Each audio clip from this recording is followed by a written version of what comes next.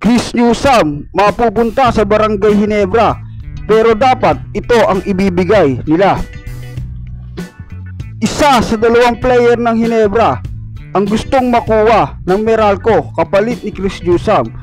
Kung gusto nilang makuha ang serbisyo ni Chris Newsome papunta sa Ginebra, malapit na ngang ma-expire ang kontrata ni Chris Newsome at ang Meralco ay nangangamba kung ano ang desisyon ni Newsome.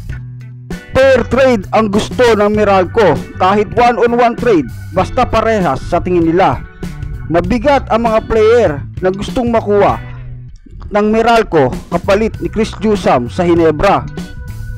Ang hinihingi ng Meralco sa Ginebra, si Newsome ay inalok na din ng Meralco sa Converge kapalit ni Justin Arana.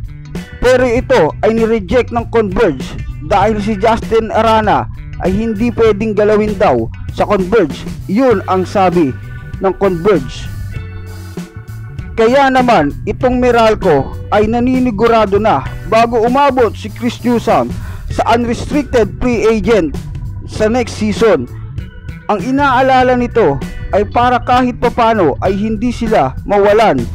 Sino nga ba sa mga team ang pwedeng kapalit ni Newsome dahil ang Converge ay umayaw na sa offer ng Meralco at ang Ginebra ay nakaabang na kay Chris Newsome.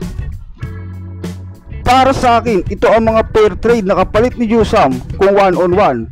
Kung sa tirepirma, ang rookie veterano, ang number 1 first pick overall ng terapirma na si Stephen Holt. Kung sa Blackwater naman, ito ay si Christian David. Kung sa Phoenix Fuel Master naman, si Jason Perkins. Kung sa Rain or Shine naman, ay si Nocum plus Karakut. At kung sa Northport Batang Pair, pwede na siguro si Arvin Tolentino.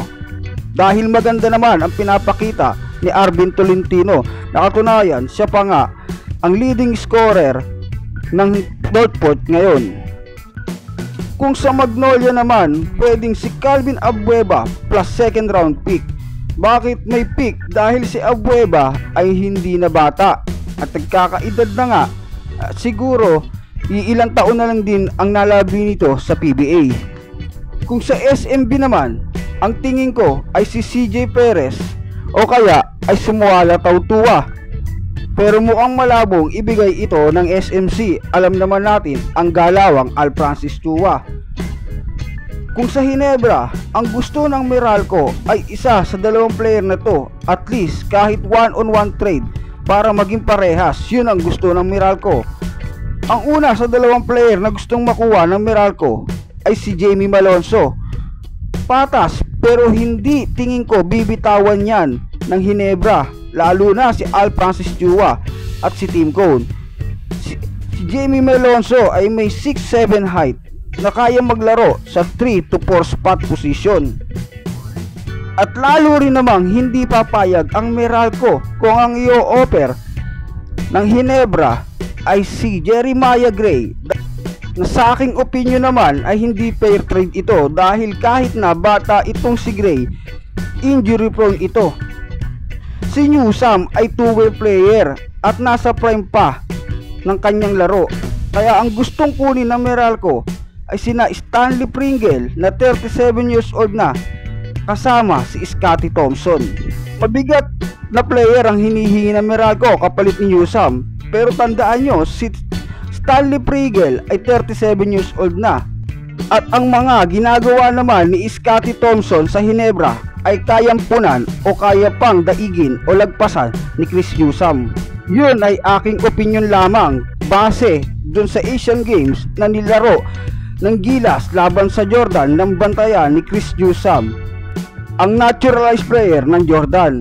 Kung hindi papayag ang Ginebra sa hinihingi ng Meralco at kung hindi na rin mapapapirma ng Meralco si Chris Newsome pagdating ng expiration ng kontrata nito, siguradong may nakahain na dito si Al Francis Chua. Dahil alam naman natin na as SMC ay tirador pagdating ng mga star player sa unrestricted free agent. Kung si Nudge Pinto nga na 2-time All-Star ay nakuha nila.